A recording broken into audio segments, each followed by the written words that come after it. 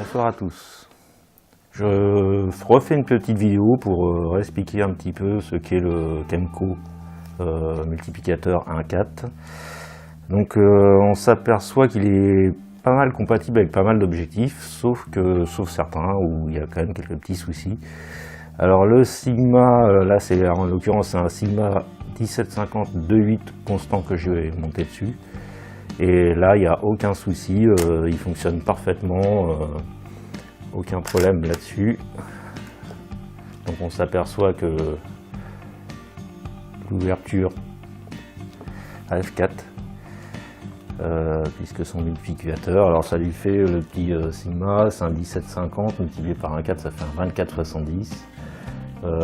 Et si on remet encore la PSC dessus, ça fait un 38 x 112. Donc voilà, celui-là fonctionne parfaitement.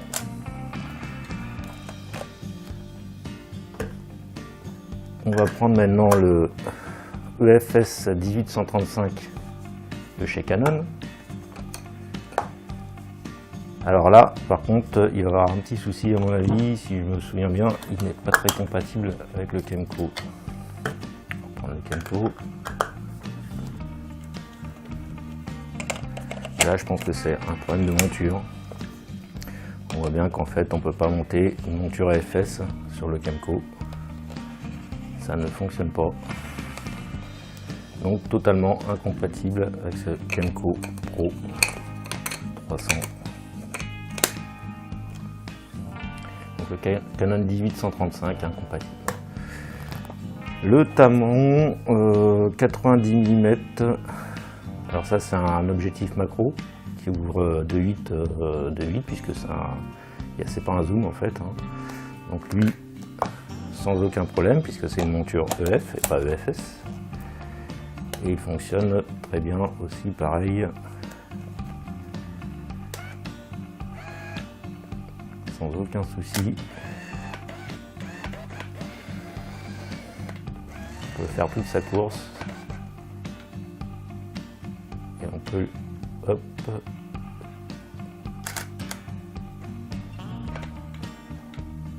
on va refaire une petite,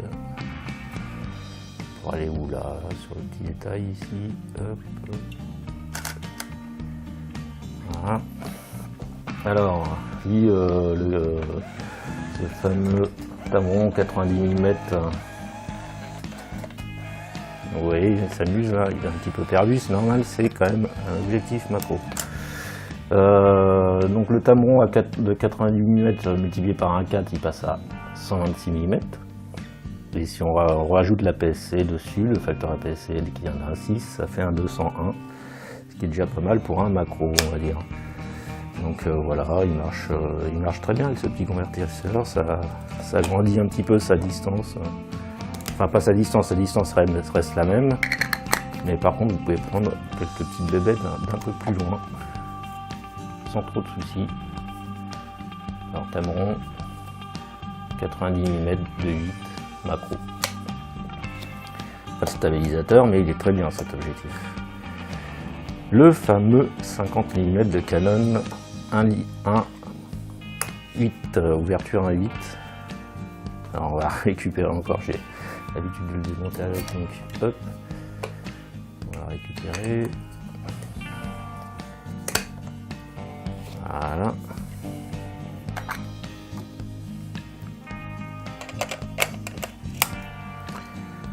Alors lui, on pourrait dire qu'il fonctionne, oui et non. C'est-à-dire qu'en fait, il n'a pas trop de soucis en fait pour fonctionner, sauf qu'il y a des moments, j'ai l'impression que quand il va faire son réglage de focus, il arrive des moments où à mon avis les deux lentilles se touchent à l'arrière, parce qu'on le voit très bien bouger par moment. Mais sinon, ça fonctionne aussi, c'est sans souci. Et là sur un Canon 50 mm à 1.4, ça fait un 70 mm. Alors, un 8, pardon, ça fait un 70 mm. Facteur 1.6, 112 mm. Je vous remettrai tout ça par écrit si je me trompe, ne vous inquiétez pas.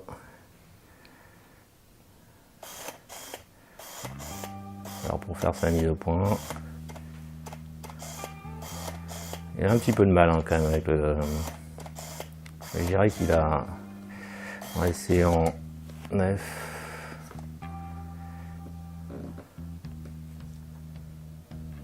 Ouais, peut-être un petit peu trop près tout simplement.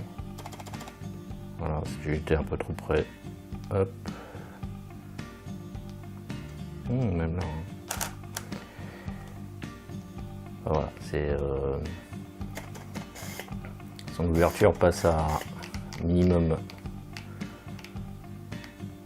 Alors là, il m'indique un 8, comme quoi il transfère même pas les données. Pour lui, c'est un 8, mais normalement, ça devrait être un peu plus. Donc voilà. L'ouverture. Hein. Donc voilà, on va le laisser. Hop. Par contre, c'est un très bon caillou à lui tout seul, qui fait de très belles photos. Ce petit 50 mm qui coûte pas cher en plus. 100 €, on le trouve. Ça, c'est la version 2. Il y a une version STM qui est sortie récemment, hein, qui est un peu plus rapide. Sur le Tokina, alors ça c'est un Tokina le bien connu de tous les photographes paysagers. C'est un 11-16 ouverture de 8 constante DX2. Toujours sur le Kenko.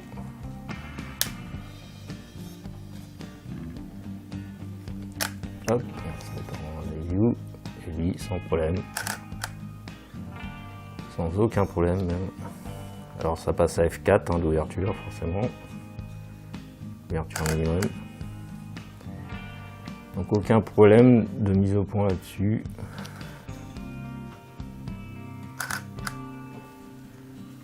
On va même mettre un 11 pour prendre un plan large, sans problème. Totalement compatible avec le Tokina. Alors le Tokina, ça l'amènerait, Tokina, bah, je vous remettrai les caractéristiques écrites parce que c'est un 11-16, donc multiplié par 1,4. Donc voilà, je vous remettrai je vais pas refaire le calcul là, je vous remets les trucs en écrit, en surimpression. Alors lui, pareil, c'est un très bon objectif de paysage et d'intérieur aussi, et pour faire aussi les photos d'étoiles, qui est pas mal en fait, Voie lactée et autres. Ça c'est le Tamon. Alors je vais pas vous le montrer sur celui-là parce qu'en fait je l'ai fait tomber récemment et il a un peu cassé à l'intérieur. On entendra bruit, l'antique qui se déplace. Voilà, je vais le mettre en réparation. Mais il fonctionnait très bien, sauf à 300 mm, on va dire que il a un peu de mal quand même à faire la mise au point en présence du Kenko. Sinon l'objectif, lui tout seul, est terrible. Ça fonctionne très bien. Du coup, il n'y a pas trop de soucis, à part la mise au point qui est un peu plus lente, on va dire. On voit très bien, enfin, quand on s'en sert avec le Kenko, on s'aperçoit très bien qu'il y a une mise au point très lente, qui est, on va dire, multipliée par 2 à peu près en temps. Donc voilà, ça c'est Tamon 70-300 DI VC, stabilisation VC. Donc voilà. L'autre, le dernier, je vous le présente pas puisque je vous l'ai montré dans la vidéo d'avant.